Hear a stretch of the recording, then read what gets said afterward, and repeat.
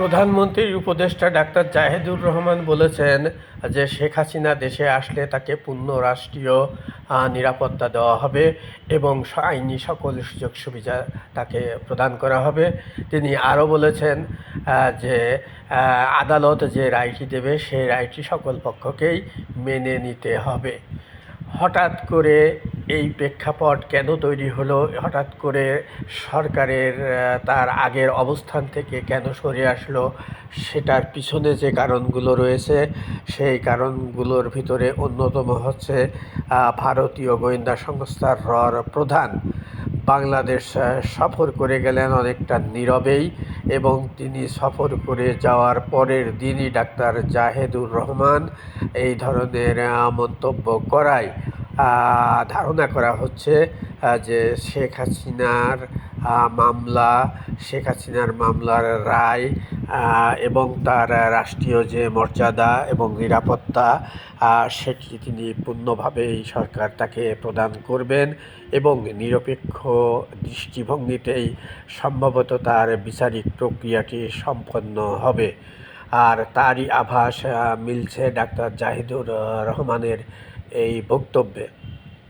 যদিও এই বক্তব্যটি এনসিপি জামাত সহ 11 দল বা 10 দল তারা এটাকে কিভাবে নেবে, তাদের প্রতিক্রিয়াটা কি হবে সে ব্যাপারটি এখনও প্রকাশ হয়নি।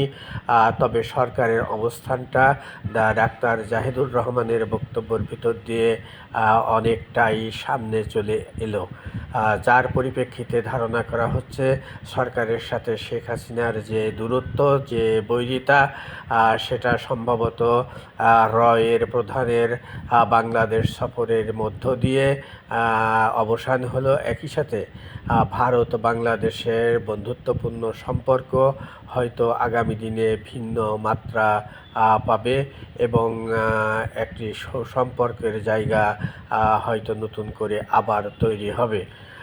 ফলে ডাক্তার জাহিদুর রহমানের বক্তব্যটিকে যদি আমরা সরকারের বক্তব্য হিসাবে গণ্য করি তাহলে একথা অনস্বীকার্য যে সরকার তার আগের অবস্থান থেকে অনেকটাই সরে এসে একটি যৌক্তিক পর্যায়ে বাংলাদেশের সাবেক প্রধানমন্ত্রী বঙ্গবন্ধু কন্যা শেখ হাসিনার জন্য যেমন পূর্ণ নিরাপত্তা মর্যাদা দেওয়ার কথা অঙ্গীকার ব্যক্ত করেছেন, একই সাথে তিনি তার উপস্থিতিতে আদালতে যে আইনি সুযোগ সুবিধাগুলো রয়েছে, আত্মপক্ষ সমর্থনের যে অপশনটি রয়েছে সেই সব অপশনটি সরকার তাকে প্রদান করবেন সে কথা ডাক্তার জাহিদুর রহমানের বক্তব্যের ভিতর দিয়ে স্পষ্ট হয়েছে।